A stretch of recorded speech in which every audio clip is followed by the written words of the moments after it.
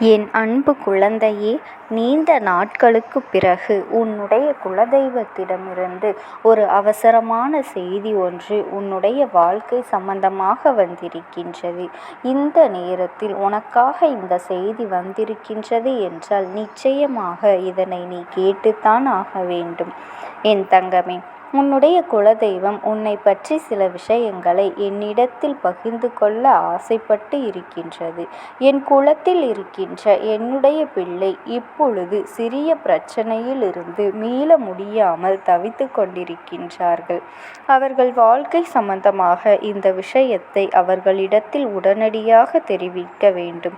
நீங்கள் சொன்னால் இன்னும் அதற்குரிய பிரச்சனைகள் மிக விரைவாகவே தீர்ந்துவிடும்.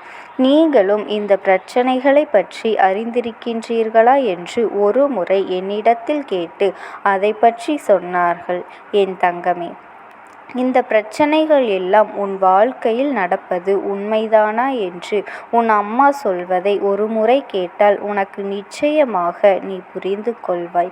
இப்பொழுது உன் வாழ்க்கையில் என்ன நடந்து கொண்டிருக்கின்றது, நீ என்ன நிலையில் இருந்து கொண்டிருக்கின்றாய், இனிமேல் உன் வாழ்க்கையில் என்ன நடக்கப் போகின்றது என்று உன்னுடைய குலதெய்வம் ஒவ்வொரு முறையும் என்னிடத்திலே வரும்பொழுது ஏதாவது ஒரு குறையை சொல்லிக்கொண்டுதான் இருக்கின்றது. என் தங்கமே, ஏதாவது ஒரு விஷயம் உன்னை மட்டுமே சொல்ல வருகின்றார்கள். நீண்ட நாட்களுக்கு பிறகு அவர்கள் வரும்பொழுது நான் இதை புரிந்து கொண்டேன். எத்தனை நாட்களும் என் குழந்தை, உன் வாழ்க்கையில் நடந்த பிரச்சனைகள் எல்லாம் அத்தனை சாதாரணமாக இல்லை.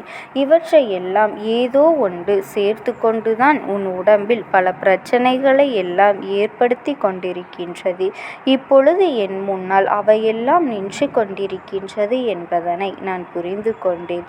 உன்னுடைய குலதெய்வம் என்னுடைய உதவியையும் கேட்டிருக்கின்றார்கள். உனக்கு இருக்கின்ற பிரச்சனைகள் அத்தனை பெரியது. மிகவும் எளிதாக அதை தீர்த்துவிடக்கூடியதாக இல்லை. அதனால்தான் உன்னுடைய வாழ்க்கை அழிந்துவிடக்கூடாது என்பதற்காக உன் குலதெய்வம் என்னிடத்திலே உடனடியாக தெரிவிக்க வந்திருக்கின்றார்கள். என் செல்லமே, நிச்சயமாக இந்த பிரச்சனையை என்னால் தீர்த்து தர முடியும் என்று நான் புரிந்து கொண்டேன்.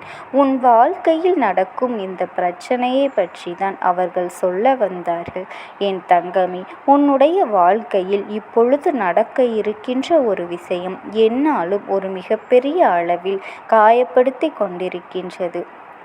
குடும்பத்திற்கு உள்ளே இருந்து கொண்டு ஒவ்வொரு நாளும் உனக்கு கெடுதல் செய்ய சிலர் நினைத்து கொண்டு இருக்கின்றார்கள். என் பிள்ளையும், நான் இருக்கின்ற இடத்திலேயே நரகத்தில் வாழ்வது போன்ற ஒரு உணர்வினை நீ உணர்ந்து கொண்டிருக்கின்றாய் அல்லவா? சொந்த பந்தம், பாசங்கள் எல்லாம் வேஷம் என்ற ஒரு நிலைக்கு இப்பொழுது வந்து விட்டாய்.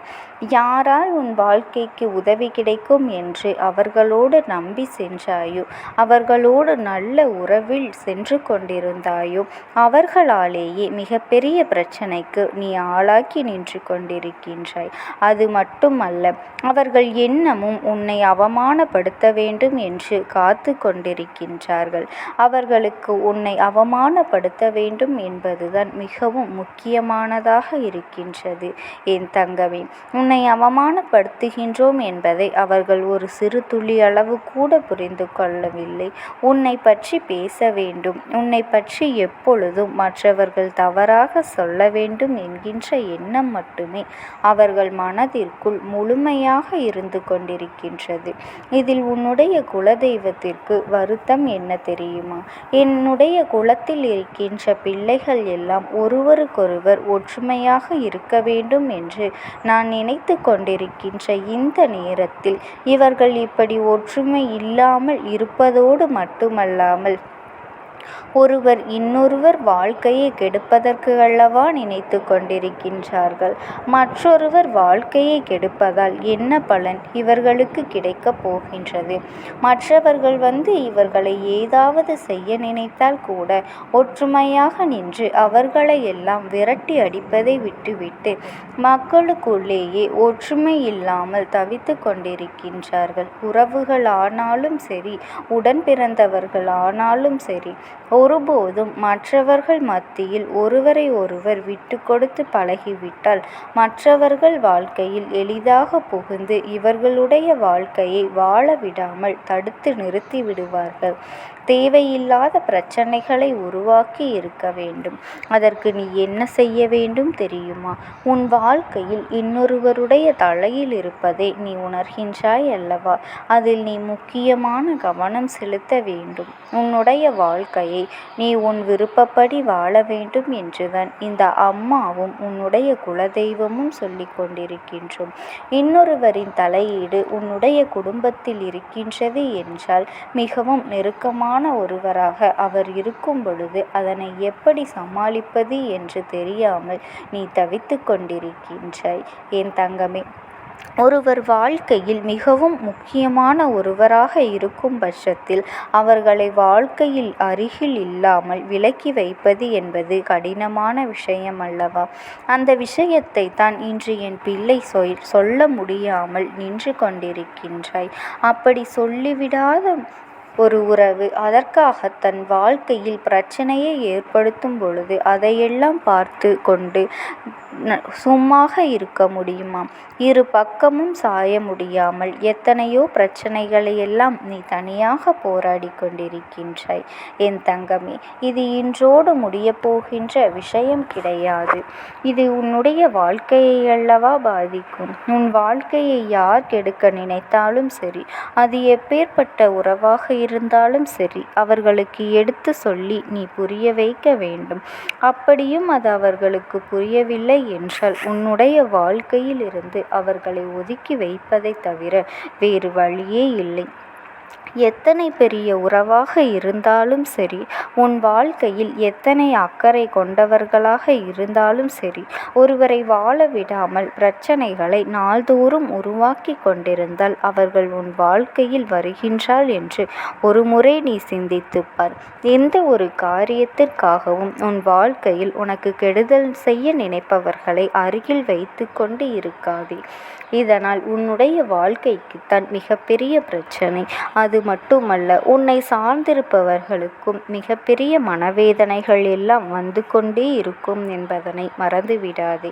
என் தங்கமே, சந்தோஷமாக வாழ்கின்ற காலத்தில் சந்தோஷத்தை அனுபவிக்க முடியாமல் என் பிள்ளையே நீ மனம் வருந்தி தவித்து நின்று கொண்டிருக்கின்றாய்.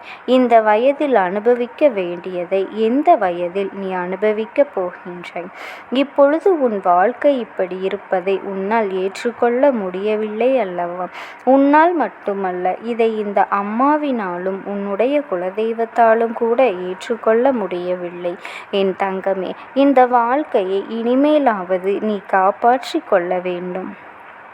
யாருடைய பேச்சுக்கும் இடம் கொடுக்காமல், யார் சொல்கின்ற வார்த்தையையும் நீ ஏற்காமல், உன்னை நம்பி இருப்பவர்களை காப்பாற்ற வேண்டிய பொறுப்பினை மட்டும் உன்னுடைய கைகளில் நீ எடுத்துக்கொள்ள வேண்டும். வேறு எதுவும் உனக்கு பெரிதாக தெரியக்கூடாது. ஏனென்றால் எல்லோரையும் விட்டுவிட்டு வந்த உறவு, உன்னை நம்பி இருக்கின்ற ஒரு உறவு, உன்னுடைய இல்லத்தில் உனக்காகவே எல்லாவற்றையும் செய்யக்கூடிய ஒரு உறவு, உன் குடும்பத்தோடு அனைவரும் ஒற்றுமையாக இருக்க வேண்டும் அல்லவா? அதனால் மற்றவர்கள் சொல்கின்ற பேச்சுக்களை எல்லாம் கேட்டு உன்னுடைய குடும்பத்தில் இருப்பவர்களை நீ ஒருபொழுதும் காயப்படுத்தி விடக்கூடாது. அவர்களை நீ விட்டு நீயும் வேதனைப்படக்கூடாது. உனக்காக இந்த அம்மா கொடுத்த பொறுப்பில் இருந்து நீ ஒரு பொழுதும் தவறிவிடக்கூடாது. இவற்றுக்கு எல்லாம் மூன்றாவது நபரை உன் வாழ்க்கைக்குள் நுழைய விடாமல் தடுப்பது மட்டும்தான்.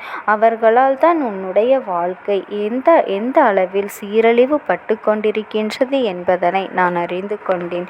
இந்த அம்மாவினுடைய அன்பும் ஆசீர்வாதங்களும் உனக்கு எப்பொழுதும் முழுமையாக கிடைத்து கொண்டே இருக்கும். ஓம் சக்தி. ஓம் ஆதிபரா சக்தி.